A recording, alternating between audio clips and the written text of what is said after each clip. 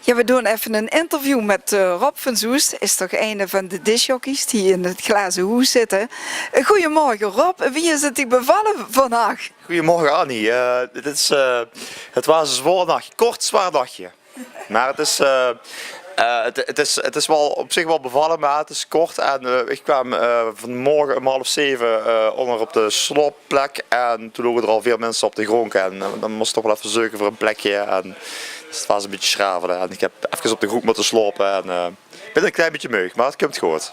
Ja, dit is dus Rob van Soest in het glazen hoes zit en al de gans die muziek heeft gedraaid voor dat goede doel. Het loopt fantastisch, hè? Ja, ik weet niet wat nou de stand is, wat de actuele stand is, maar gisteren toen ik naar bed ging, toen was er volgens mij al ruim 1000 euro binnengehaald op een dag tijd, of op nog niet eens 24 uur tijd, dus nog niet eens op 12 uur tijd, dus dat is wel een heel goed teken, denk ik. Ja.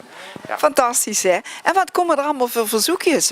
Wat volgen de mensen aan? Dat is echt heel uiteenlopend, dat is van tot 40 plaatjes tot Vets Domino, tot Duitsstalig, tot Carnavaleske, echt alles komt voorbij gewoon. Dat is ook wel goed, denk ik, want door kiezen een heel breed muziekaanbod en wie breder dat aanbod, hoe meer mensen dat ze in mijn ogen ermee bereikt.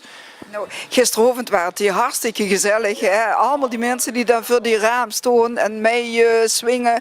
Fantastisch, maar vannacht zal het toch wel rustig zijn geweest? Het was op zich wel rustig in de zin van dat we geen artiesten in de studio hadden, maar er was even nog wel het volk boete op straat en vooral de mensen die dan terugkomen van het uitgaan. En dus we hebben wel leuke, drukke momenten. Anders als met de artiesten, maar wel heel erg leuk om mee te maken. Maar het is toch een hele crime om zoiets te gaan doen. Maar heb je zoiets wel eens vaker gedaan? Nee, dit is echt de eerste keer. En, dit wou ik vorig jaar al doen, maar toen ging het eigenlijk niet. En toen hebben we dat niet gedaan en nu doen we het. En, het is een beetje het laatste momentwerk geweest, maar als ik zie dan het resultaat, ja, ik vind het super wat er allemaal gebeurt. Wie mensen hierop reageren, wie bedrijven erop reageren, wie de winkeliersvereniging erop reageert, wie de gemeente erop reageert, niet te vergeten. Dus, het is een groot feest en dat was ook een beetje de bedoeling ervan. Dus dat is voor herhaling vatbaar? Ik weet niet of ik dat moet zeggen, maar als het aan mij ligt doen we het volgend jaar weg. Ja. Ja, fantastisch. Dan sluiten we het interview mee af. Heel veel succes nog met die andere 3 discjockeys. Goed ervoor, hè. Het is voor een goed doel.